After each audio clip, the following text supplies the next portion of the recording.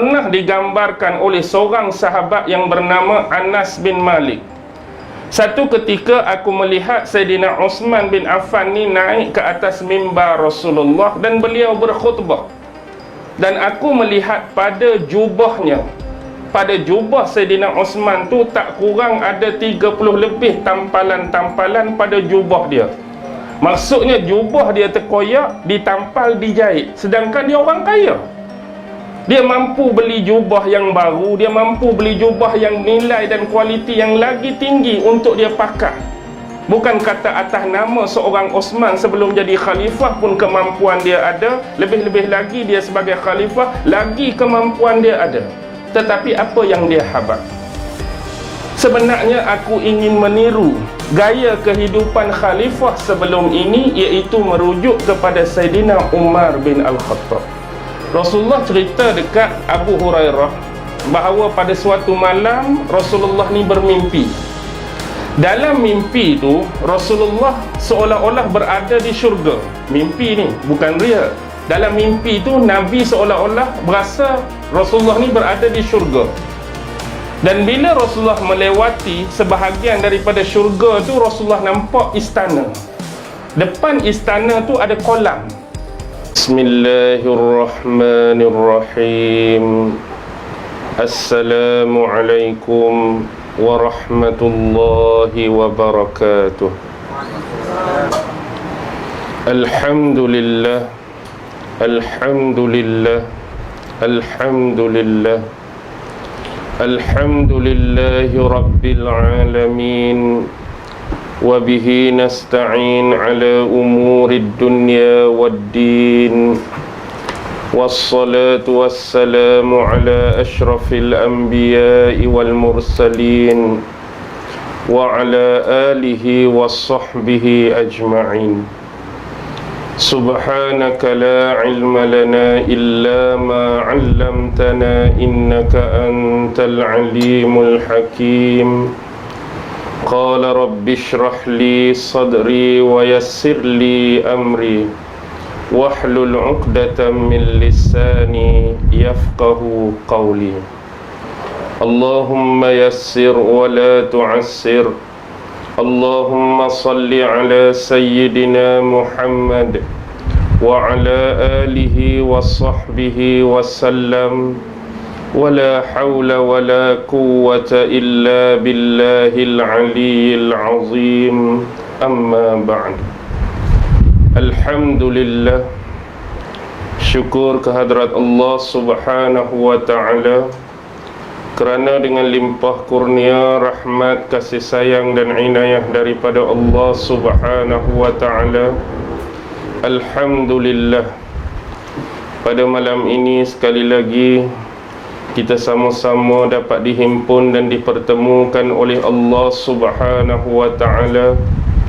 Dan mudah-mudahan Allah senantiasa memberi jalan petunjuk dan hidayahnya kepada kita semua, dan seterusnya menjadikan kita sebagai golongan manusia yang bukan setakat berjaya di atas dunia semata-mata, tetapi membawa kejayaan yang sama di akhirat kelak, insya-Allah.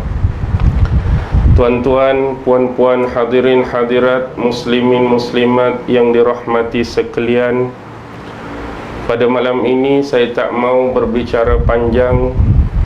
Cuma malam ini saya nak berkongsi kisah seorang figure yang hebat, personality yang hebat, seorang tokoh Islam yang cukup dikagumi oleh peminat-peminatnya ataupun cukup digeruni oleh musuh-musuhnya, iaitu seorang tokoh besar yang pernah menjadi sahabat Rasulullah sallallahu alaihi wasallam sewaktu hayatnya, iaitu merujuk kepada khalifah Islam yang kedua, Sayyidina Umar bin Al-Khattab. Bila kita menyebut nama Sayyidina Umar bin Al-Khattab, mungkin ada di antara jemaah yang pernah mendengar nama ini. Amat-amat tidak logik sama sekali sebagai seorang Islam dan seorang Muslim, kita tidak mengenali perwatakan dan ketokohan antara tokoh-tokoh besar yang senantiasa menaungi Rasulullah sallallahu alaihi wasallam. Baik, Saidina Umar ini adalah seorang lelaki daripada satu bani yang disebut sebagai Bani Adi, salah satu bani yang bersambungan nasab dan salasilah dia dengan keturunan Quraisy. Bermaksud dia masih lagi mempunyai jalur ataupun jurai sama keturunan dengan Rasulullah sallallahu alaihi wasallam. Dan satu jalur lagi daripada nasab beliau ialah suku Makhzum, juga suku yang bersambungan nasab dengan suku Quraisy, kembali kepada jurai Rasulullah sallallahu alaihi wasallam. Sebab itulah ketika zaman muda dia, banyak sirah-sirah yang diriwayatkan oleh ulama menceritakan bahawa Saidina Umar bin Al-Khattab pada zaman muda dia adalah salah seorang tokoh gulat. Maksud gulat di sini ialah tokoh orang yang suka bertempur. Bukan bertempur di sini bermaksud berperang, bergaduh ataupun berkelahi dengan orang lain secara biasa, tetapi bermaksud seorang petempur yang legal. Maksud legal, dahulu di Mekah ada satu pasar, yang mana pasar ini disebut sebagai Pasar Ukas. Di Pasar Ukas ini diadakan pertandingan-pertandingan dalam pelbagai cabang. Contoh yang paling ketara, sebab orang-orang Arab ini amat terkenal bidang kesusasteraan mereka. Jadi Pasar Ukas ni jadi satu pot, jadi satu tempat khusus mana-mana yang berminat untuk bertanding syair, mana-mana yang berminat untuk bertanding sajak, mana-mana yang berminat dalam bidang seni dan sastra, banyak dipertandingkan hal-hal tersebut di satu pasar yang bernama Ukas. Tak terkecuali daripada pertandingan yang selalu diadakan ialah tentang, kalau kita hari ni bolehlah sebut macam WWE tu, yang geng-geng gusti. Tapi gusti cara orang Arab lah. Siapa yang rasa tubuh dia tinggi, badan dia tegak, badan dia sasa, ada pertandingan-pertandingan dan perlawanan-perlawanan untuk merebut kemenangan dan kejuaraan. Antara tokoh yang hebat pada zaman jahiliah, salah seorang tu ialah Saidina Umar bin Al-Khattab. Sebab kalau saya sebut dua jalur tadi, Bani Adi dan juga Bani Makhzum ni adalah dua bani yang memang cukup terkenal dengan ketegapan mereka, dengan keberanian mereka, dengan kecerdasan mereka dalam hal-hal demikian. Itu zaman Saidina Umar dulu. Bila kita meneliti nasab yang sebenar, apakah hubungan dia bersambung dengan keluarga Rasulullah, memang benar. Sebab nama beliau yang sebenar ialah Umar bin Al-Khattab. Al-Khattab bin Nufail, Nufail bin Adi. Tapi bukan Adi ni yang menisbahkan atas dia tu Bani Adi. Adi bin Abdul Uzza, Abdul Uzza bin Riyah, Riyah bin Abdullah, Abdullah bin Kurz. Lepas Abdullah bin Kurd, dia ada satu lagi nama Razah, Razah bin Adi. Jadi Adi yang kedua dalam salasilah ni lah yang menisbahkan kepada Bani Adi. Adi bin Ka'ab, Ka'ab bin Lu'ay. Ka'ab bin Lu'ay kita tahu adalah nenek moyang Rasulullah sallallahu alaihi wasallam. Salah satu bani di bawah Ka'ab bin Lu'ay ini adalah Adi. Jadi otomatik Saidina Umar adalah Bani Adi. Tetapi bagaimana kita nak menisbahkan dia kepada Bani Makhzum? Kerana nasab di sebelah ibu dia. Ibu kepada Saidina Umar ni nama dia Hantamah. Hantamah binti Hisham bin Makhzum. Sebab itulah dia ni Bani Makhzum, belah jalur nasab ibu dia. Tetapi ramai yang tak tahu dan mungkin ramai yang tak perasan siapakah ibu kepada Saidina Umar. Tengok nama dia, Hamtamah binti Hisham. Hamtamah binti Hisham ni ialah kakak kepada seorang elit Arab yang bernama Amru bin Hisham. Amru bin Hisham itulah yang saudara-saudara Tok Wan duk sebut Abu Jahal, Abu Jahal, Abu Jahal. Jadi adik kepada mak dia tu ialah Abu Jahal. Abu Jahal tu pak saudara Saidina Umar je. Sama dengan Abu Lahab, pak saudara kepada Rasulullah sallallahu alaihi wasallam. Abu Lahab pak saudara Nabi, Abu Jahal pak saudara Saidina Umar. Belah mak dia, sebab mak dia tu kakak kepada Abu Jahal. Sebab itulah dahulu bila ada satu doa daripada Rasulullah supaya diperkuat dan diperkukuhkan Islam ini, Rasulullah mendoakan kepada Allah agar salah satu Umar ni masuk Islam. Yang pertama, Rasulullah mengharapkan Saidina Umar bin Al-Khattab masuk Islam. Yang kedua, Amru bin Hisham tadi, iaitu Abu Jahal. Tetapi Allah memakbulkan doa Rasulullah melalui pengislaman Saidina Umar. Rupa-rupanya yang didoakan oleh Rasulullah itu hanya kerabat yang dekat, seorang pak saudara, seorang anak saudara. Baik. Beliau juga dikenali sebagai Abu Hafs.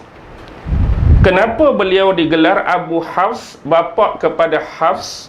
Sebab salah seorang anak perempuan dia bernama Hafsah, iaitu isteri Rasulullah sallallahu alaihi wasallam. Salah seorang anak Saidina Umar tu, yang perempuan nama Hafsah tu, jadi isteri Rasulullah yang dikahwini oleh Rasulullah setelah Rasulullah berkahwin dengan Aisyah, anak Saidina Abu Bakar. Maksudnya dalam tertib dan jalur dia isteri yang keempat. Sebab isteri pertama Rasulullah ialah Khadijah. Yang kedua sebelum Aisyah ialah Sa'udah binti Abi Zam'ah, seorang janda. Yang ketiga tu baru Aisyah. Dan yang keempat barulah Hafsah, anak kepada Saidina Umar bin Al-Khattab. Jadi gelaran Umar dulu ialah Abu Hafs, merujuk kepada Hafsah Al-Adawi, merujuk kepada dia ni Bani Adi. Dan bagaimana pula khilaf ulama berkenaan dengan gelaran yang diberikan kepada Saidina Umar, iaitu Al-Faruq. Al-Faruq ialah gelaran Saidina Umar. Apa maksud Al-Faruq? Al-Faruq daripada kosakata ataupun kalimah farq. Farq ni orang yang boleh membezakan mana yang hak dan mana yang batil, mana yang betul, mana yang salah, mana yang sebenar, mana yang tidak sebenar. Baik. Khilaf yang terjadi, ada sesetengah riwayat yang mengatakan Al-Faruq ini adalah satu gelaran yang diberikan oleh Rasulullah sallallahu alaihi wasallam sendiri kepada Saidina Umar. Dan ada riwayat-riwayat terpencil yang menyebut gelaran-gelaran ini diberikan oleh Ahlul Kitab kepada Saidina Umar. Jadi saya prefer untuk pilih gelaran ni diberikan kepada Saidina Umar oleh Rasulullah sallallahu alaihi wasallam sendiri. Jadi itu adalah jalur, itu adalah salasilah, itu adalah nasab Saidina Umar. Mengapa kita mengatakan dia datang daripada dua bani yang hebat, iaitu Bani Adi sebelah jalur bapa dan Bani Makhzum sebelah jalur ibu. Baik. Dalam kitab-kitab sirah juga menceritakan apakah ciri-ciri, apakah sifat-sifat yang dipunyai oleh Saidina Umar bin Al-Khattab. Beliau digambarkan oleh pakar-pakar sirah sebagai seorang lelaki yang mempunyai ketinggian yang tinggi daripada orang lain. Maksudnya dia ni seorang lelaki yang amat tinggi. Badan dia tegap, badan dia sasa, badan dia kekar, sesuai dengan profession dia ketika di pasar Ongkah tu, jadi seorang ahli gulat ataupun ahli gusti pada masa tu.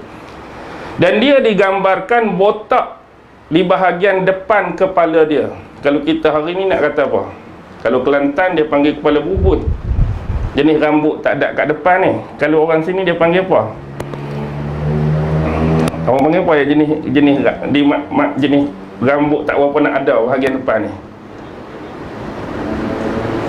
Dia panggil apa tak kan?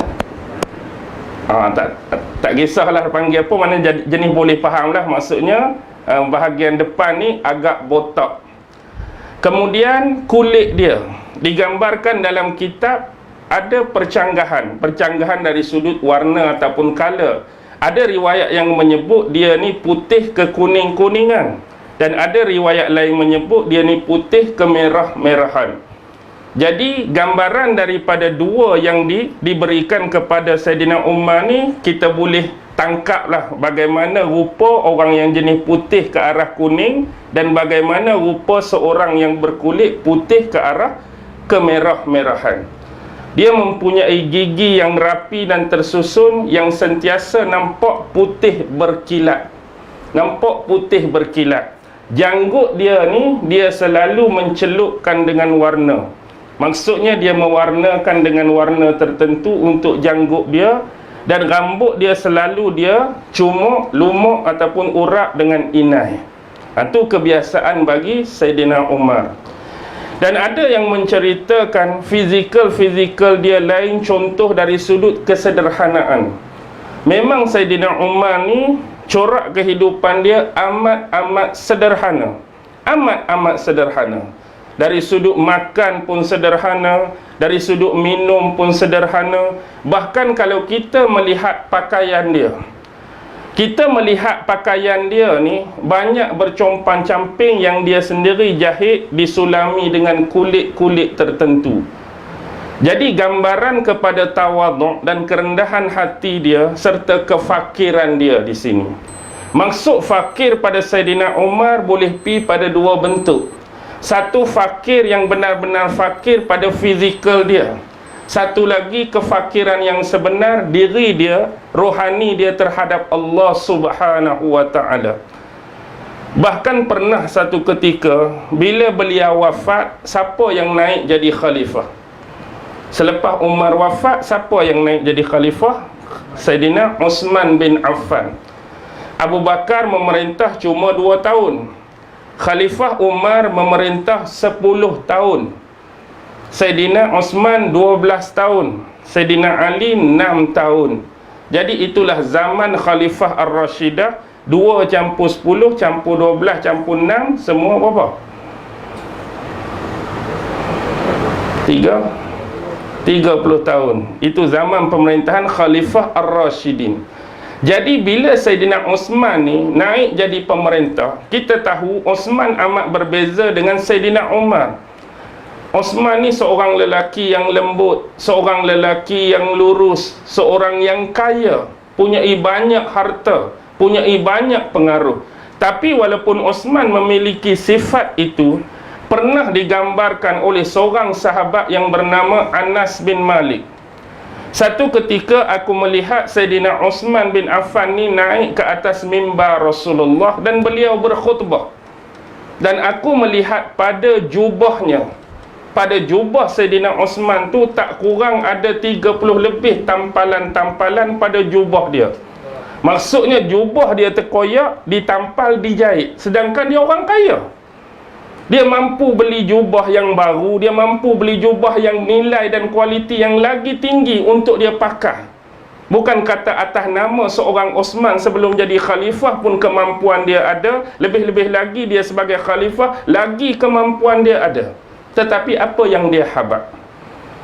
Sebenarnya aku ingin meniru gaya kehidupan khalifah sebelum ini, iaitu merujuk kepada Saidina Umar bin Al-Khattab. Jadi walaupun dia mampu, tapi dia nak tiru gaya kehidupan dan gaya berpakaian khalifah sebelum ini. Dan kita tahu juga dalam sejarah, antara khalifah yang dalam seminggu tu, satu hari dia tak jumpa langsung dengan rakyat dia, iaitu khalifah Saidina Umar. Sebab apa satu hari ini dia langsung tak jumpa dengan rakyat dia? 6 hari dia jumpa, 1 hari tak jumpa. Sebab pakaian dia itulah satu-satunya, dan dia ambil masa seminggu bekerja dengan pakaian yang sama, sehari itu dia basuh. Jadi bila basuh dia tak ada pakaian lain, jadi dia kena tak boleh nak jumpa orang lah. Lepas kering hak tu baru dia jumpa orang pula. Bayangkan seorang khalifah, seorang pemerintah Islam, itulah kehidupan dia. Kalau kita nak banding dengan pemerintah-pemerintah hari ni, tak payah cakap bab pemerintah tu besar sangat. Ambil hak kecil-kecil pun lagi banding tu besar juga. Ni kita ambil hak langsung tak ada pangkat, langsung tak ada title. Siapa? Kita lah. Cuba tengok dalam rumah kita, almari kita sekurang-kurang hak bahagian pakaian ada berapa almari? Tu tak payah cerita pemimpin, tak payah cerita wakil rakyat, tak payah cerita menteri lagi. Hak kita saja ni. Sekurang-kurang hak mewah sikit ada 3 almari. Hak kurang sikit 2 almari. Hak lagi 1 almari. Dalam 1 almari tu banyak ke sikit? Banyak. Sebab kita ada uniform hak nak bahagian kerja. Kerja kita ni kena pakai baju kod satu lai, kena pakai uniform jenis ni satu lai, kerja lagu tu lagu ni. Patut hak bahagian balik duduk rumah kita tak pakai dah uniform tu, kita pakai hak gaya duduk rumah. Lepas tu bini ajak keluar pergi beli sayur, beli lauk, gaya pakaian keluar lain pula. Balik tu nak main masjid, gaya pakaian mana? Gaya pakaian lagu ni hak tuan-tuan duk pakai. Esok lah malam karang balik tidur lagu ni ke? Ke ada pakaian lain lagi? Ada lagi hak jenis baju putih kain pelikat saja. Maksudnya kita hak biasa ni pun ada 4-5 kali tukar sehari. 5 kali tukar sehari tu bukan 4 lai tu. Kalau buka dalam almari ada lagi hak color-color lain tu, hak pattern-pattern lain tu. Tapi itulah Saidina Umar. Baik, tu salah satu contoh yang Saidina Osman nak ikut dia. Baik, dia ni dikatakan oleh sahabat-sahabat sebagai seorang yang kalau dia berjalan ni, dia naik keldai, dia tak suka pasang pelana. Kan biasa kita naik kuda, kita pasang pelana. Ataupun ada orang naik keldai, dia pasang pelana lagi, takut sakit dia punya punggung tu. Tapi Saidina Umar ni orang yang tak suka bila dia naik keldai dia berjalan-jalan tu pakai pelana keldai. Dia juga disifatkan oleh sahabat sebagai seorang yang suka mendiamkan diri. Bila orang tanya, dia jawab. Bila orang ajak bercakap, dia bercakap. Tapi waktu biasa ni, dia suka berdiamkan diri dan dia jarang ketawa. Dia jarang berjenaka ataupun bergurau dengan sahabat-sahabat yang lain. Bahkan dalam sejarah, kalau cincin Rasulullah selalu pakai cincin, apa dia? Muhammadun Rasulullah. Tapi Saidina Umar dia ada satu cincin khusus, dia ada tulisan ayat pada cincin dia. Apa ayat yang ada pada cincin Saidina Umar? Cukuplah kematian sebagai peringatan bagimu wahai Umar. Tu kalimah yang ada pada cincin dia. Cukuplah kematian sebagai peringatan pada dirimu wahai Umar. Menunjukkan bahawa bila cincin tu ada pada tangan dia, keberadaan dia sentiasa mengingati kematian. Orang yang sentiasa ingat mati ni, automatiklah secara biasa selalu akan rapat, akan korek ataupun dekat dengan Allah. Sebab dia selalu memikirkan penghujung ataupun pengakhiran kehidupan dia atas nama kematian. Baik. Bila kita tengok sejarah hidup dia, biasanya sahabat-sahabat Nabi ni kahwin ramai. Bukan masuk kahwin ramai serentak macam Rasulullah, tak. Maksudnya kahwin cerai. Saidina Abu Bakar kahwin ramai, Saidina Uthman kahwin ramai, Saidina Ali kahwin ramai. Termasuklah Saidina Umar bin Al-Khattab dalam keadaan kesederhanaan dan kefakiran dia pun, sekurang-kurangnya dalam sejarah dia pernah ada 6 orang isteri. 6 orang isteri. Baik. Dalam kitab-kitab sirah disebutkan isteri pertama dia, hak dia pernah kahwin pada zaman jahiliah, nama Zainab binti Maz'un. Zainab binti Maz'un. Zainab binti Maz'un ni ialah saudara perempuan sahabat besar Nabi. Sahabat besar Nabi nama dia Uthman bin Maz'un. Osman bin Maz'un tu sahabat besar Nabi. Adik-beradik Osman ni, Zainab binti Maz'un, pernah jadi isteri yang pertama kepada Saidina Umar. Bagi orang-orang Syiah sebagai contoh, Osman ni satu nama yang besar. Walaupun ada menyebut perkataan-perkataan semua sahabat dah jadi munafik, kecuali 3 orang kan, selalu orang Syiah sebut. Pertama siapa? Salman Al-Farisi, hak tak terlibat. Yang kedua, Abu Zar Al-Ghifari. Yang ketiga, Miqdad bin Al-Aswad, anak angkat Rasulullah sallallahu alaihi wasallam. Tetapi konteks Osman bin Maz'un ni sampai tahap Syiah batiniyah, hak mengarut, hak melalut ni, dia menganggap Sayyidina Ali radhiyallahu taala anhu tu dia tak meninggal, tapi roh dia hari ni ada duduk di atas matahari. Maksudnya Sayyidina Ali ni duduk atas matahari sedang mengawasi semua penduduk bumi. Sampai tahap tu. Dan Ali ni memberikan kuasa ketuhanan dia kepada Osman bin Maz'un untuk kawal bahagian planet-planet ni. Takut duk belaga, planet Marikh takut belaga planet tu. Tu sampai tahap tu dia punya pemikiran. Dan ada sahabat-sahabat lain yang terlibat. Tu adalah tariqah ataupun Syiah batiniyah. Sebut awal-awal takut jadi orang silap faham pula. Syiah-Syiah yang gulu, Syiah-Syiah yang melampau. Bila benda ni berlaku, maka kita kena sebut. Baik, kembali kepada kes tadi. Hasil daripada perkahwinan pertama Saidina Umar ni lah, Allah bagi kepada dia 3 orang anak. Pertama, anak dia hak sulung nama Abdul Rahman. Ni anak dia yang sulung.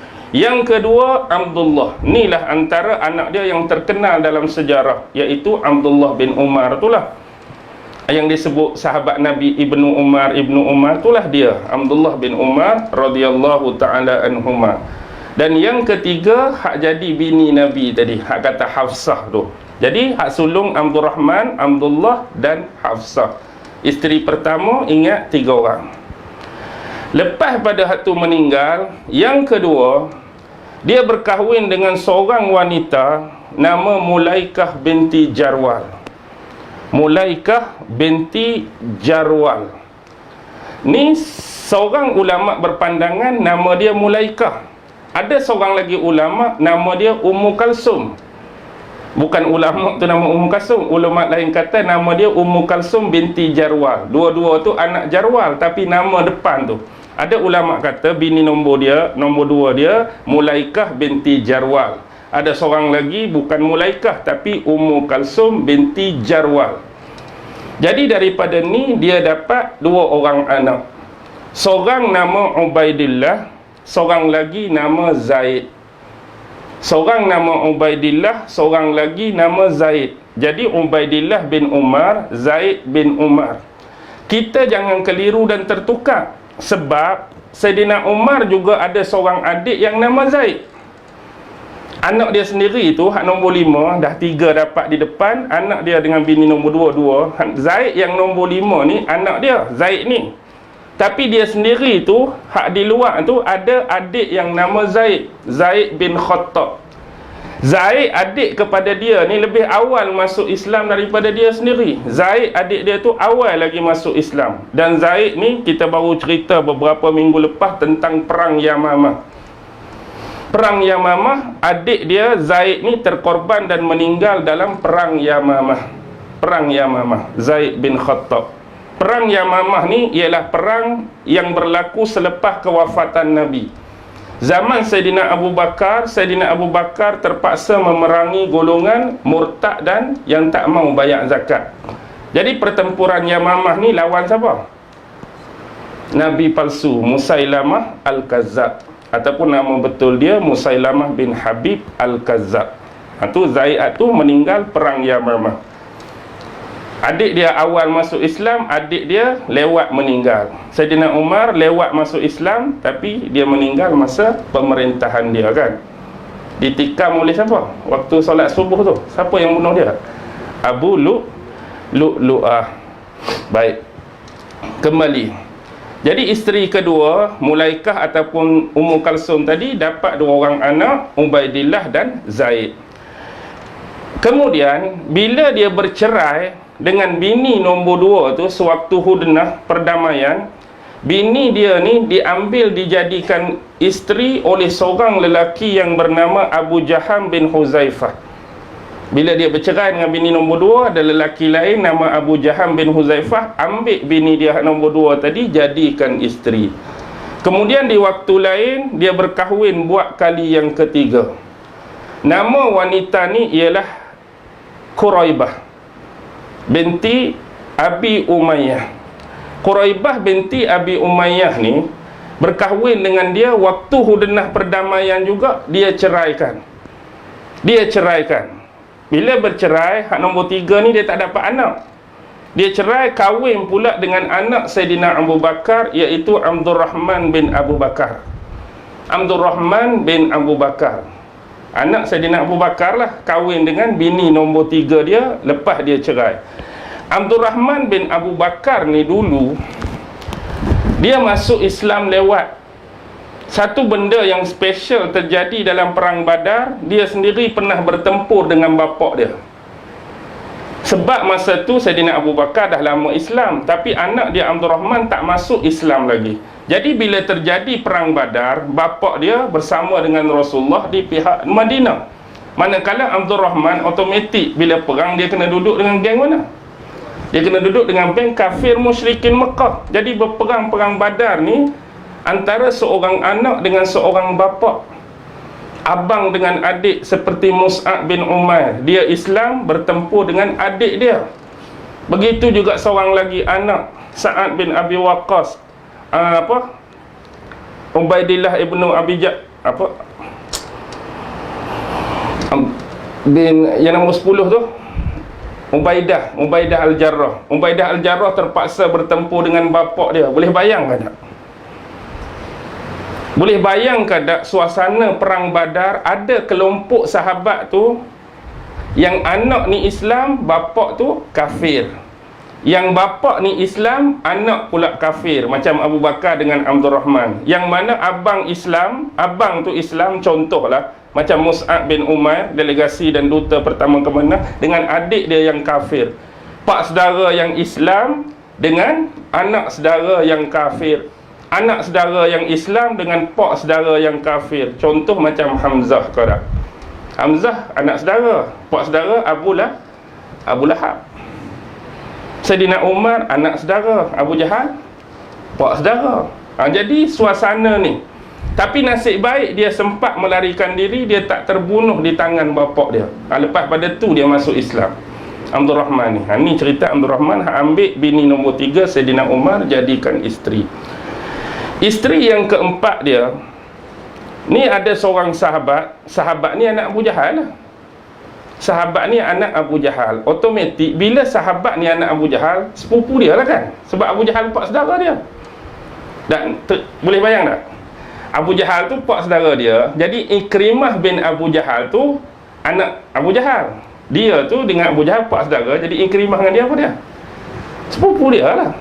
Jadi salah seorang isteri Ikrimah tu nama dia Ummu Hakim binti Hisham binti Haris. Bukan, tertukar. Ummu Hakim binti Haris bin Hisham. Jadi semasa dia jadi bini Ikrimah ni berperang di perbatasan Syam, lalu dia wafat syahid di sana. Jadi Ummu Hakim bini Ikrimah ni jadi janda. Kemudian dikahwini oleh Saidina Umar jadi isteri yang nombor 4. Bukan masa tu 4 tu serentak dah, isteri yang keempat lah maksud saya. Baik, dengan Ummu Hakim ni dia dapat seorang anak nama Fatimah. Dia letak anak perempuan dia Fatimah.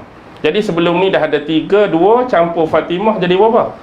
Jadi 6. Suka cerita saya sebut tadi, anak dia ada nama Zaid, adik dia ada nama Zaid. Ni dia letak anak dia nama Fatimah. Dan Umar sendiri pun ada adik yang nama Fatimah, iaitu Fatimah binti Khattab.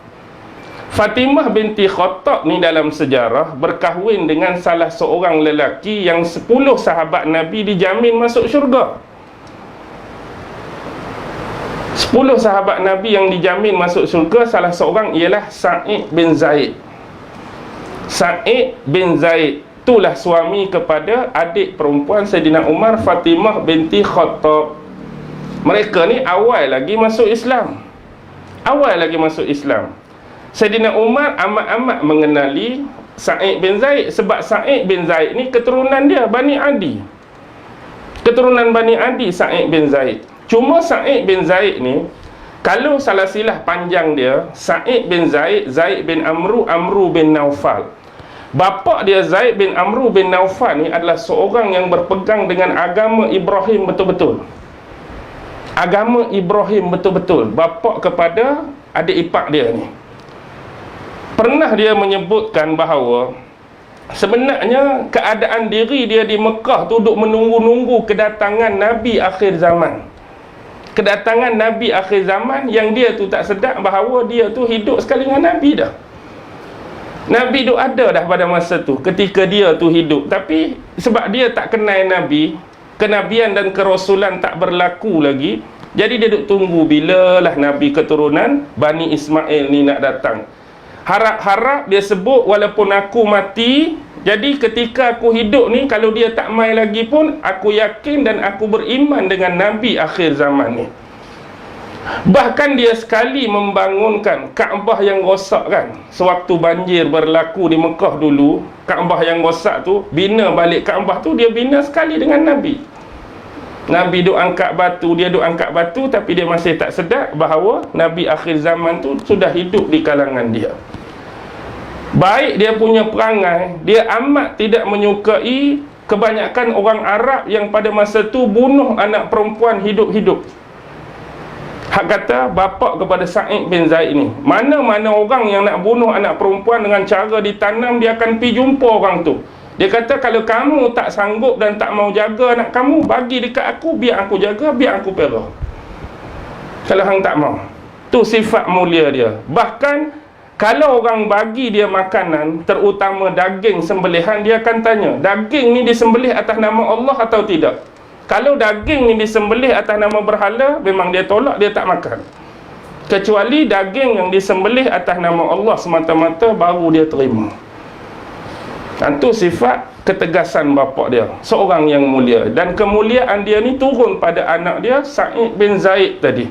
Sebab itulah kita boleh tengok peribadi Sa'id bin Zaid ni, tak suka minum arak, tak suka berzina, tak suka bergaduh. Pendek kata, sosial yang berlaku pada masyarakat jahiliah tu tak kena pada Sa'id bin Zaid. Sesuailah dia kahwin dengan Fatimah.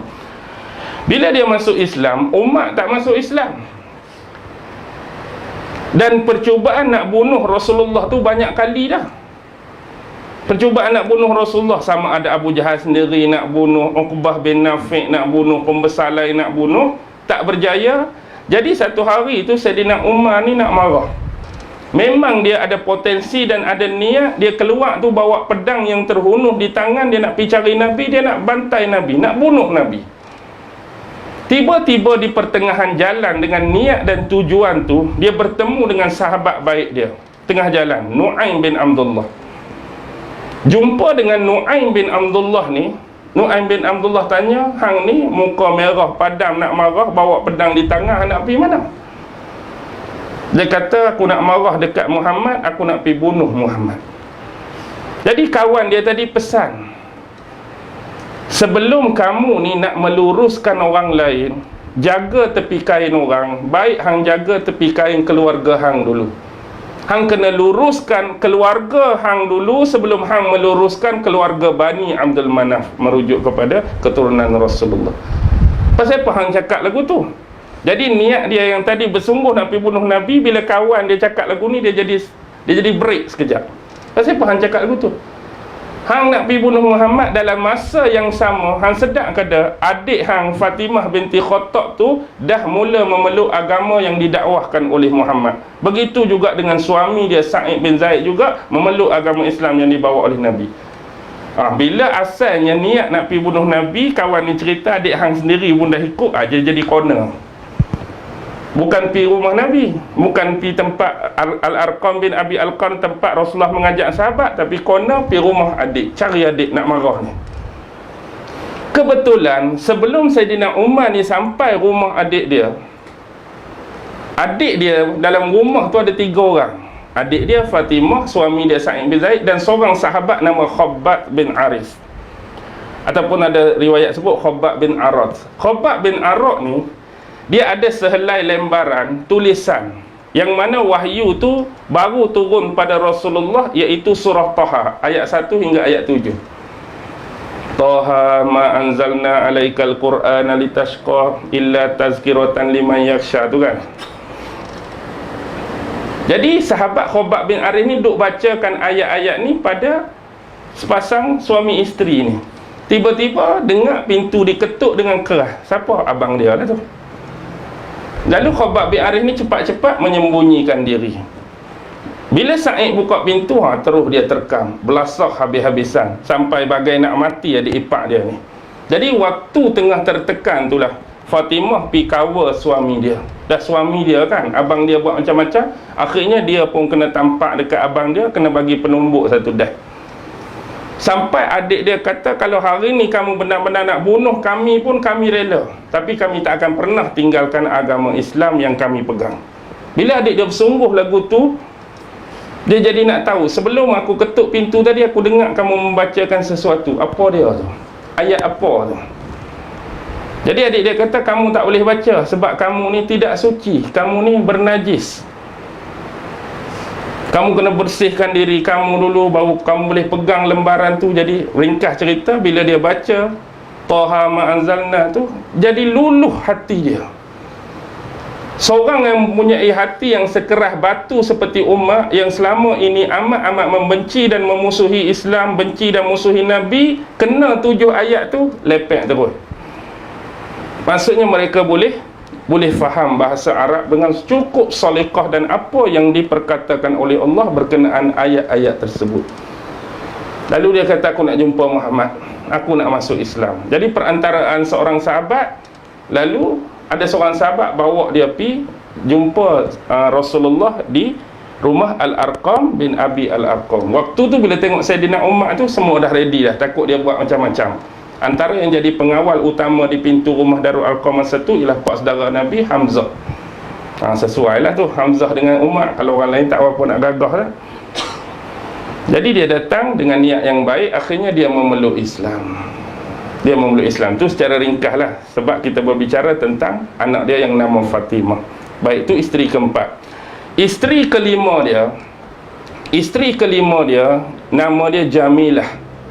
Dulu di kampung-kampung masih ada lagi tak anak-anak dara nama Jamilah. Tapi lah ni, payah dah nak jumpa. Kalau kita tengok anak murid kita nama Jamilah. Sebab orang moden lah ni anggap nama-nama macam ni dah tak ada value, tak ada nilai dah. Jamilah binti Asim bin Sabit bin Abi Al-Aqlah dari Bani Aus. Dia ialah anak kepada sahabat besar Asim bin Sabit ni, sahabat besar lah Jamilah ni. Salah seorang perempuan dari Bani Aus. Bani Aus ni Madinah lah, Aus dengan Khazraj tu.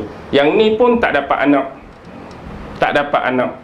Jadi isteri yang terakhir dia, isteri yang keenam, ni nak kata, bila kita cerita tentang Sa'id bin Zaid tadi, dia berkahwin dengan kakak kepada adik ipar dia ni.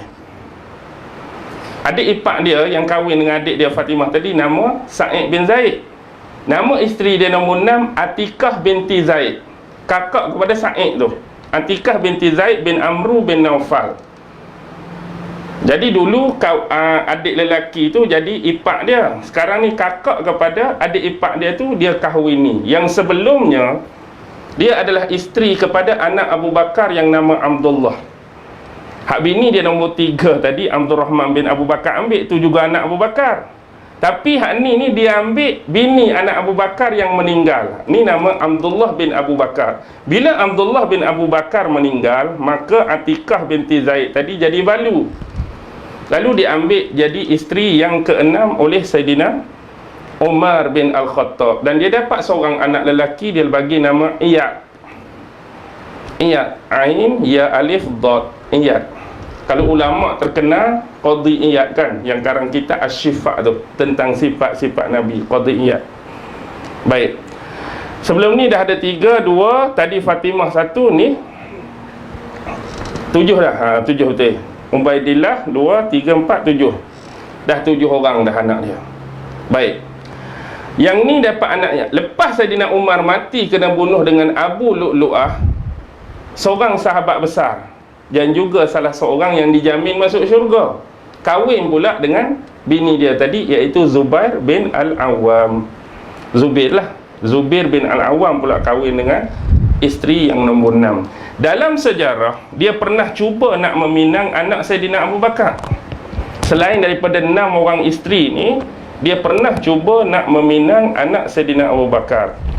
Dalam sejarah, anak Saidina Abu Bakar yang besar-besar ni contoh macam Asma. Yang kedua, Aisyah. Baik.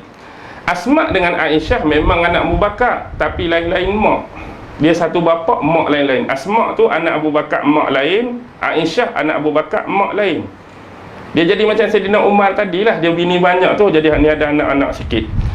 Asma ni kahwin dengan Zubair. Zubair tadilah, Zubair yang ambil bini Saidina Umar, Atikah tadi. Zubair bin Al-Awwam kahwin dengan Asma. Kemudian Rasulullah kahwin dengan Aisyah. Ada adik kecil pada Aisyah, anak Saidina Abu Bakar, nama dia Ummu Kalsum. Jadi Ummu Kalsum masa tu masih kecil, seolah-olah dia adalah bayangan kembali bila Rasulullah kahwini Aisyah yang masih kecil. Pada masa tu Saidina Umar pun nak meminang Ummu Kalsum yang masih kecil. Jadi persoalan ni Saidina Umar ajukan pada kakak dia. Peminangan ni seolah-olah dia nak try minta ni melalui kakak dia Aisyah, Ummul Mukminin. Jadi Aisyah pun pilah cakap dekat adik dia, wahai Ummu Kalsum, Saidina Umar bin Al-Khattab nak meminang kamu, apa pandangan kamu? Adik ni menolak, saya tak mau kahwin dengan Saidina Umar. Lalu Aisyah tanya, pasal apa kamu tak mau kahwin dengan Saidina Umar, sedangkan dia adalah seorang khalifah, Amirul Mukminin? Aku tak suka dengan dia sebab dia miskin. Budak-budak kan, budak-budak, sebab dia miskin. Jadi Aisyah ni nak pelepah lagu mana? Tak mau bagi terasa hati Saidina Umar. Lebih-lebih lagi jawapan adik dia tu, takkan dia nak cakap dekat Umar kan, sebab kamu miskin. Benda tu nak buat macam mana? Lalu dia ada bukan kata trik, cara dia tulis satu surat, dan surat ni dia bagi dekat sahabat Amru bin Al-As. Dia bukan bagi dekat Umar. Surat ni dia tulis, dia bagi dekat Amru bin Al-As.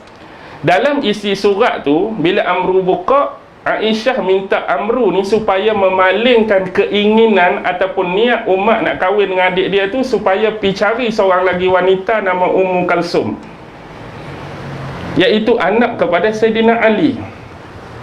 Abu Bakar pun anak Ummu Kalsum, Saidina Ali pun ada anak Ummu Kalsum, perkahwinan dengan anak Nabi Fatimah tu. Jadi kawan tu pun faham, dia pun berjumpa Saidina Umar. Dia kata lebih baiklah bagi kamu untuk pi try minta Ummu Kalsum, tapi bukan Ummu Kalsum adik kepada Aisyah anak Abu Bakar, tapi pi minta Ummu Kalsum anak kepada Ali dan Fatimah. Kerana kedudukan kamu, lebih baik bagi kamu untuk menyambung kekerabatan dan kekeluargaan dengan Ahlul Bait Rasulullah, iaitu merujuk pada Fatimah dan Saidina Ali. Maka Umar pun pergi jumpa Ali, menyatakan hasrat dia nak meminang Ummu Kalsum bagi pihak dia, dan Ali bersetuju. Lalu kahwinlah Saidina Abu Bakar ni, ibni yang nombor 7 lah ni kira ni. Kahwinlah Saidina Umar dengan anak kepada Ali dan Fatimah yang bernama Ummu Kalsum. Dapat lagi 2 orang anak. Satu nama Zaid. Ni anak dia tadi Zaid dah. Ni Zaid. Yang ni dipanggil Zaid bongsu, sebab 2 orang Zaid. Satu lagi perempuan, dia letak nama macam nama anak Nabi, Ruqayyah. Zaid dan Ruqayyah. Mahar yang dia bagi pada Saidina Ali 40,000 dirham. Miskin ke? 40,000 dirham. Gaya hidup dia aja miskin, tapi dia mampu menyediakan mahar yang sebesar itu. Sebab tu gambaran rumah tangga dia ni, kalau sahabat-sahabat ni lalu, kita lain, Saidina Umar lain. Kalau dia lalu diam, rumah Saidina Umar tu diam je. Ketika diam tu maksudnya apa? Maksudnya dia pada masa tu duduk dalam keadaan saja, tak ada apa-apa. Dia ada duduk saja-saja tu. Maksudnya kalau rumah dia diam. Kalau lalu rumah dia bising wah tu, dia tengah semayang. Dia tengah semayang. Kita pelik lah tak? Pasal apa dia tengah semayang baru bising? Pasal apa teka biasa anak dia tak bising? Sebab ketika biasa anak dia tak berani. Masa dia duduk biasa-biasa ni, anak tak berani nak buat bising sebab dia tegas. Tapi waktu dia duduk semayang tu, oh bapak semayang, waktu baru duduk melalak tu, sebab bapak tak boleh buat apa, duduk semayang. Kita lain. Kita waktu semayang tu, bapak nak semayang, duduk diam-diam. Tapi masa kita duduk ada tu, waktu duduk lompat jadi Ultraman, Power Ranger pun, dia bukan dengar kita mana kan. Okey, baik. Tu contoh gambaran. Bila dia kahwin dapat dua ni, Zaid dengan Ruqayyah. Tapi dalam sejarah juga mencatatkan bahawa dia ada lagi anak dipanggil Abdul Rahman. Abdul Rahman hak sulung ke satu. Ni dipanggil, ada kata ni Abdul Rahman tengah, ni Abdul Rahman bongsu. Yang ni dengan perempuan yang bernama Luhiyah. Yang ni kenapa saya sebut dalam keadaan berkecuali, sebab Luhiyah ni dikenali sebagai ummu walad, bukan isteri. Ummu walad ni mana-mana tawanan wanita yang didapati oleh tentera Islam kemudian digauli oleh tuan dia, jadi dapat anak, ibu tu dipanggil ummu walad. Ni bukan kahwin, wanita tawanan yang digauli. Jadi seorang wanita tawanan yang pernah digauli oleh Sayyidina Umar ialah Luhiyah. Daripada tu dapat anak Abdul Rahman. Baik, Abdul Rahman tengah ataupun Abdul Rahman bongsu. Seorang lagi nama Fuqaihah, juga jadi ummu walad. Yang ni anak dia letak nama Zainab, sama macam anak Nabi. Kalau hak sebelum tu dengan anak Sayyidina Ali tu dia letak nama Ruqayyah. Jadi di sini kita jadi pelik lah kalau bagi mana-mana aliran yang mengagungkan Sayyidina Ali tapi dalam masa yang sama mencela Sayyidina Umar. Sedangkan Ali dengan Umar tu seolah-olah Ali dah jadi mertua kepada Sayyidina Umar dengan perkahwinan anak perempuan dia. Ni kita pelik bila orang tu tak belajar tentang salasilah sasul galur nasab yang sebenar, yang mana antara mereka ini masih lagi punya kekerabatan yang dekat, berkahwin pimai-pimai lagu tu lah. Okey, tu contoh kehidupan dia bersama dengan isteri-isteri dia. Tetapi bila kita melihat keutamaan sebagai contoh, banyak yang disebutkan keutamaan-keutamaan Sayyidina Umar, kita ambil beberapa perkara. Contoh pertama ialah riwayat daripada Sa'id bin Musayyab, yang mana beliau mendengar daripada Abu Hurairah. Abu Hurairah pernah mendengar Rasulullah sallallahu alaihi wasallam bersabda. Rasulullah cerita dekat Abu Hurairah bahawa pada suatu malam Rasulullah ni bermimpi. Dalam mimpi tu Rasulullah seolah-olah berada di syurga. Mimpi ni bukan real. Dalam mimpi tu Nabi seolah-olah berasa Rasulullah ni berada di syurga. Dan bila Rasulullah melewati sebahagian daripada syurga tu, Rasulullah nampak istana. Depan istana tu ada kolam. Dan Rasulullah melihat berdekatan atau berhampiran dengan kolam tu seorang wanita yang amat cantik sedang ambil wudu. Ada istana besar, depan istana tu ada kolam. Bila Rasulullah lalu, ada seorang wanita yang amat cantik sedang ambil wudu. Lalu Rasulullah tanya, milik siapa wanita ni? Hak siapa wanita ni?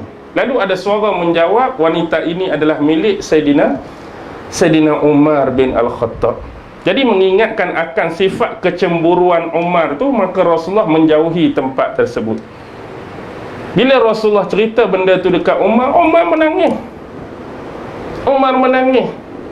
Dengan sebab Rasulullah kata, bila aku tengok wanita tu dah kata jadi milik Umar, aku segera lari daripada tempat tu kerana sifat kecemburuan Umar.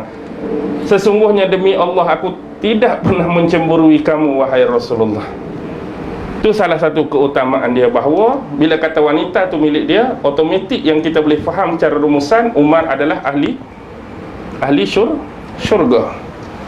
Yang kedua, daripada Anas bin Malik meriwayatkan satu kisah. Satu hari Rasulullah ajak 3 orang sahabat dia, Sayyidina Abu Bakar, Sayyidina Umar, Sayyidina Uthman. Ali tak ada sekali. Jadi 4 sekali dengan Rasulullah naik di atas Bukit Uhud. Bila naik atas Bukit Uhud, tiba-tiba Bukit Uhud ni bergegar dengan kuat Bukit Uhud ni. Jadi Rasulullah hentak tapak kaki dia atas Bukit Uhud, dan Rasulullah bersabda, diamlah kamu wahai Uhud. Suruh duduk diam. Akibat bergegar tadi, Rasulullah 4 kaki di atas bukit, diamlah kamu wahai Hud. Tidak sedarkah kamu bahawa di atas kamu sekarang ni ada seorang Nabi? Maksudnya merujuk pada diri dia lah. Dan di atas kamu juga ada seorang berpangkat As-Siddiq, merujuk pada Sayyidina Abu Bakar. Dan di atas kamu juga ada 2 orang syahid. Ada 2 orang syahid, merujuk Sayyidina Umar dan Sayyidina Osman. Betul ke tak? Betul Rasulullah tu Muhammad, betul lah Abu Bakar tu As-Siddiq, dan 2 orang syahid, dua-dua ni mati syahid, terbunuh. Umar pun kena bunuh, Sayyidina Osman pun kena bunuh, termasuklah Sayyidina Ali, walaupun Ali tak ada di situ, juga mati dibunuh. Jadi fitnah sebenar pada Islam bermula selepas kematian Sayyidina Umar. Fitnah tu terbuka selepas kematian dan kewafatan Sayyidina Umar.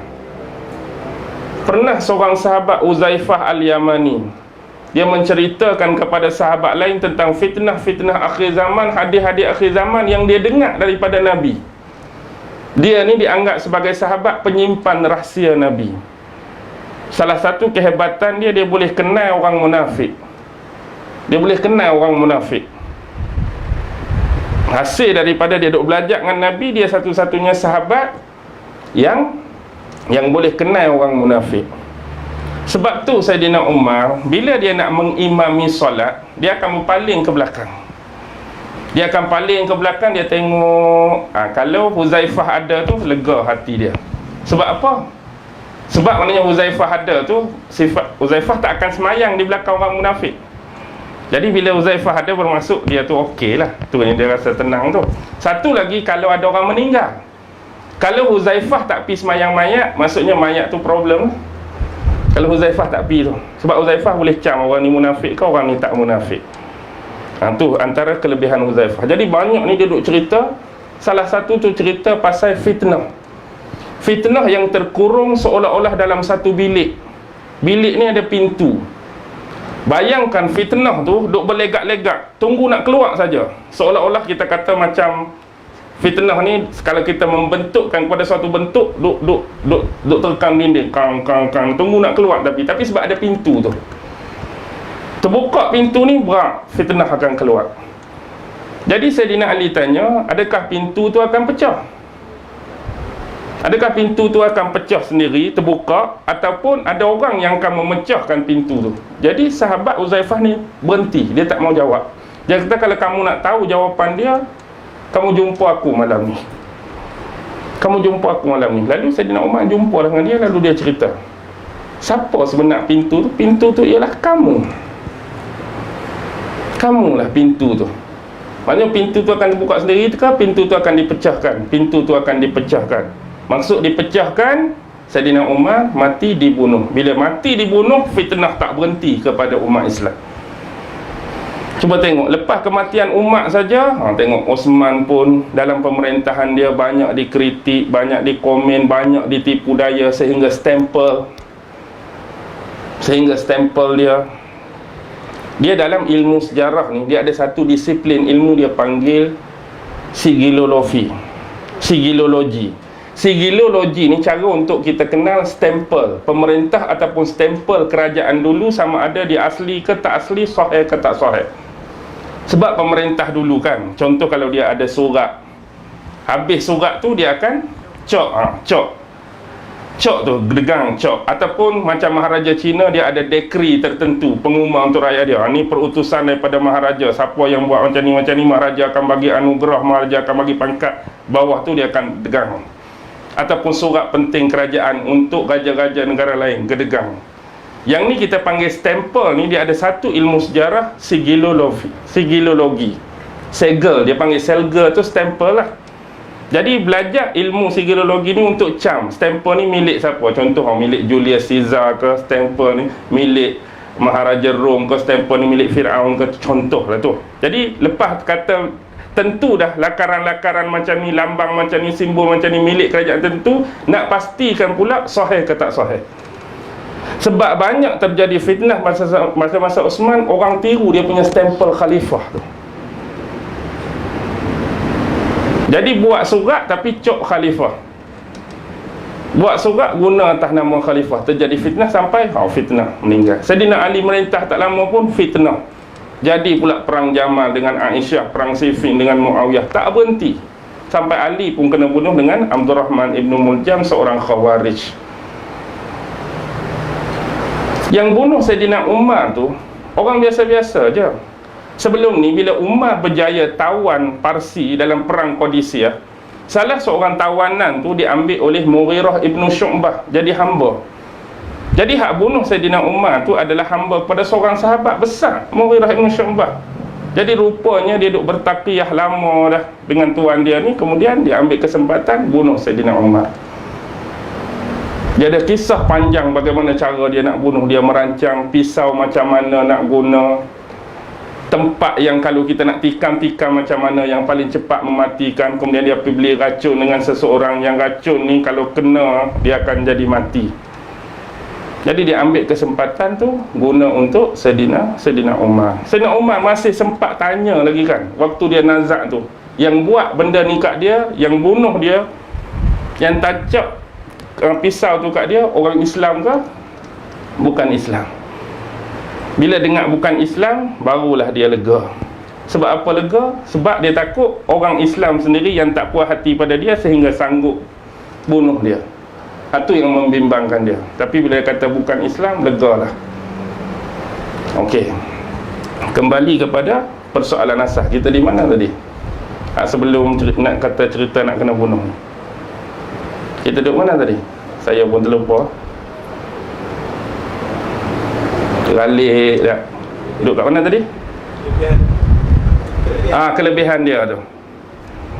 Baik, tu antara yang disebutkan sebagai banyak lagi kelebihan dia. Kalau nak cari cerita-cerita hak hebat ni macam ni lah. Kehebatan dia, dia banyak yang jadi nombor satu. Dalam diri dia tu, nombor satu bermaksud pemula. Contoh, khalifah sebenar yang mula-mula memakai gelaran Amirul Mukminin dia. Yang mula-mula memakai gelaran khalifah Amirul Mukminin ialah Saidina Umar. Dia yang mula-mula. Yang mula-mula membuat kalender penanggalan hijrah, menentukan tarikh hijrah tu, juga adalah Saidina Umar. Sebab sebelum tu, bila dia jadi khalifah, dia terima banyak surat, dan setiap kepala surat tu tak ada tarikh. Jadi dia tak tahu nak bezakan hak mana surat yang baru, surat yang lewat, surat yang pertengahan. Jadi hak ni surat macam pernah baca tapi tarikh tak tahu bila. Jadi sebab tu dah dia kumpul sahabat-sahabat yang besar. Antara surat terakhir yang dia terima tu daripada Abu Musa Asy'ari. Jadi bila dia tengok tu, pening nak tengok surat tu, dia panggil sahabat, bagaimana kalau kita buat penetapan kalender hijri? Jadi permulaan dia mengikut hijrah Nabi itulah. Jadi buat hak tu, jadi boleh ada tarikh lah. Contoh 3 Muharram ke, 14 Safar ke, 13 Zulhijjah ke. Jadi bila surat tu sampai, surat tu boleh diasingkan. Ni bulan Muharram, tak kotak ni contoh. Ni bulan Safar, tak kotak ni, tahun sekian-sekian, berapa hijrah, 2 hijrah ke, 3 hijrah ke, 4 hijrah ke. Jadi orang pertama buat kalender penanggalan hijrah dia. Dia jugalah sahabat pertama yang mengumpulkan sahabat-sahabat solat berjemaah di belakang satu imam waktu solat tarawih dia kan.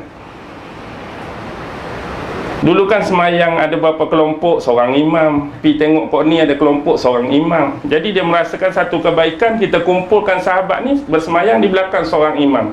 Dan dia lantik pada masa tu sahabat besar Ubay bin Ka'ab jadi imam. Ubay bin Ka'ab, salah seorang yang dipercayai oleh Rasulullah menerusi hadis dia. Siapa yang nak pelajari Al-Quran, carilah ilmu Al-Quran melalui 4 orang ni. Nombor 1, Rasulullah sebut nama Abdullah bin Mas'ud. Nombor 2, Ubay bin Ka'ab jadi imam salat tarawih. Nombor 3, Mu'az bin Jabal. Nombor 4, Salim Maula Huzaifah. Salim ni juga terkorban dalam perang Yamamah seperti adik dia Zaid bin Khattab tadi. Orang pertama yang membuat solat tarawih satu imam. Dia juga orang yang pertama bertindak sebagai khalifah yang ronda malam-malam untuk cek keperluan rakyat dia. Maksudnya khalifah sebelum ni tak buat macam tu. Zaman Sayyidina Umar dia keluar malam-malam. Dia pakai pakaian yang berbeza, seolah-olah dia ni bukan khalifah, menyamak lah, pergi dengar rumah ni ada keperluan apa rumah ni. Kan ada satu kes, dia jumpa dengan seorang wanita dengan anak perempuan dia hak jual susu tu kan, mak dia nak tambah dengan ayak tu, jadi adik kata tak, jangan buat macam tu, kita kena jual susu yang asli. Kalau kita buat pun bukan Umar tahu, ya Umar tak tahu, tapi Tuhan Umar tahu. Umar memang tak tahu hak kita buat ni, campur ayak ni, tapi Tuhan Umar tahu. Jadi Umar banggalah dia punya rakyat yang bertakwa, seperti anak gadis tadi. Dia orang pertama ronda. Dia adalah khalifah pertama yang melakukan banyak penaklukan. Zaman dia, kalau tuan-tuan tengok, dari timur hingga barat, utara, selatan, lebih daripada 30 kawasan. Zaman Sayyidina Umar lah berjaya ambil balik Al-Quds, berjaya tawan Jordan, berjaya tawan Syria, tawan Dimash, sampai kepada Tripoli Barat, Burqah ni dulu nama dia kerajaan Caesarea, duduk di Libya. Alexander dihantar Amr bin Al-As sampai boleh tawan Alexander. Sa'ad bin Abi Waqqas sampai boleh takluk China, Azerbaijan, banyak tempat, luas sungguh. Dialah orang pertama yang menggajikan tentera. Sebelum ni bila ada perang, pergi perang je, tak ada gaji, tak ada apa. Okey, Rasulullah kata perang, peranglah. Abu Bakar kata perang, peranglah. Tapi dia mewujudkan pos tentera dah. Maksudnya ada kerja khusus hak jadi tentera. Kalau dulu keperluan perang baru kita pergi perang. Ni dia buat tentera khusus dengan gaji-gaji tertentu. Sebulan berapa dirham, hak pangkat ni sebulan berapa dirham, ada gaji. Dia orang pertama yang buat sistem pos. Kalau dulu kita nak hantar barang, kita hanya guna nama-nama terkenal. Contoh, dalam kampung kita, siapa hak kuda yang paling pantas, jadi kita pun akan suruh dia lah.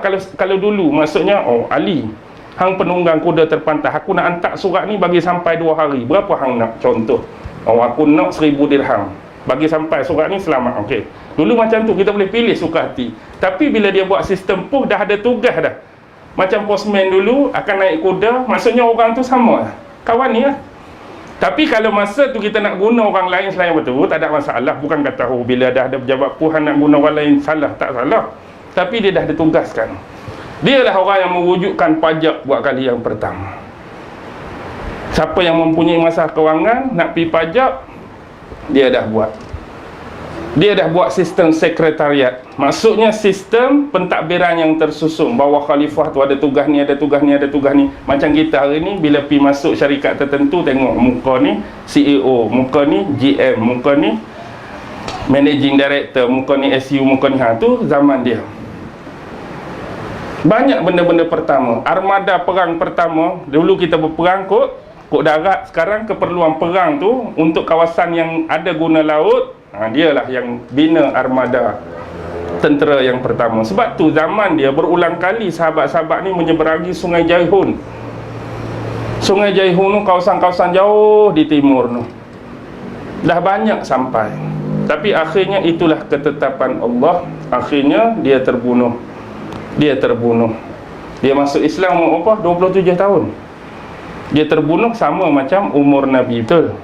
Sama macam umur Nabi, 63 tahun.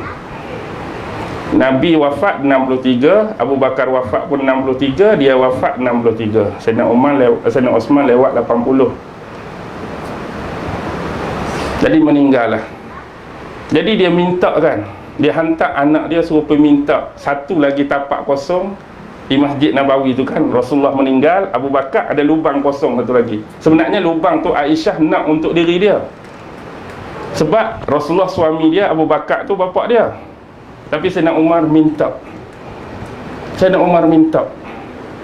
Lalu kerana fikir, Aisyah benarkanlah. Bila anak dia balik habaq bahawa Aisyah membenarkan tempat yang dia khaskan untuk diri dia tu diberi kepada Sayyidina Umar, dia suruh pergi tanya sekali lagi, adakah Sayyidatina Aisyah bagi contoh tapak lubang tu kat dia sebab jawatan dia khalifah ke sebab atas nama Umar sendiri. Dia tak mau, maksudnya orang tu bagi suatu benda pada dia atas jawatan tu, dia tak mau guna sebab takut Aisyah buat contoh lah ni. Takut Aisyah kata, oh tak apalah, dah Umar khalifah, aku bagi kat dia. Dia tak mau kataan macam tu. Jadi bagi tu atas nama Umar, bukan sebab jawatan dia. Sebab tu bila dulu dalam sejarah dia jadi khalifah, bila mari duta-duta dari negara lain bawa hadiah kan, bawa makanan, bawa hadiah, dia tak ambil. Dia kata kalau nak mari ni, sebab kamu datang bawa ni atas aku sebagai khalifah, tapi kalau nak bawa sungguh, bagi makan semua orang. Payah lagu tu tak? Aku dengan rakyat aku sekali lah kalau betul-betul nak bagi makan. Jadi kalau kamu bagi jenis macam ni, sebab aku sebagai khalifah, jadi sebab tu aku tak mau ambil, sebab jawatan tu. Tapi kalau nak bagi atas ni, kamu kena bagi. Aku boleh rasa, rakyat aku boleh rasa. Ada satu kes yang sedih, sadis. Bila dia berjalan-jalan di tepi pesisiran, dia jumpa seekor kambing yang meninggal. Dia menangis. Dia menangis tengok kambing meninggal. Bukan orang ni, kambing. Sebab dia takut besok Allah akan tanya dia, kambing ni meninggal sebab terlampau kenyang ke? Dia takut kambing ni meninggal sebab tak ada makanan dalam negeri dia. Takut kambing ni mati sebab lapar, ayak pun kering, makanan pun tak ada, kambing boleh makan sampai kambing mati. Sampai tahap tu dia fikir, hanya kerana kambing ni. Sebab bawah pemerintahan dia semua akan dipertanggungjawabkan. Padahal kita hari ni pernah fikir tak pasal kambing lembu? Kita tak jauh fikir pasal kambing ke lembu apa tak. Hak bahagian orang ni pun kita tak orang nak fikir.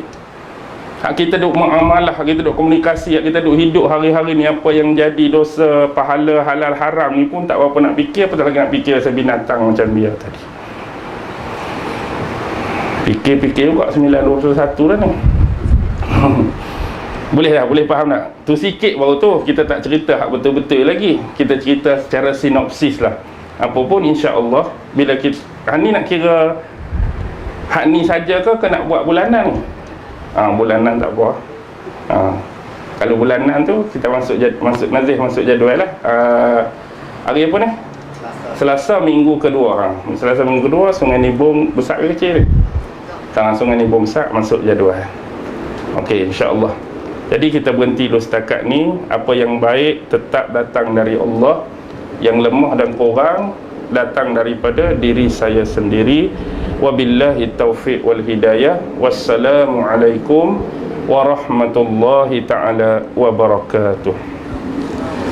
A'udzu billahi minasyaitonir rajim. Bismillahirrahmanirrahim.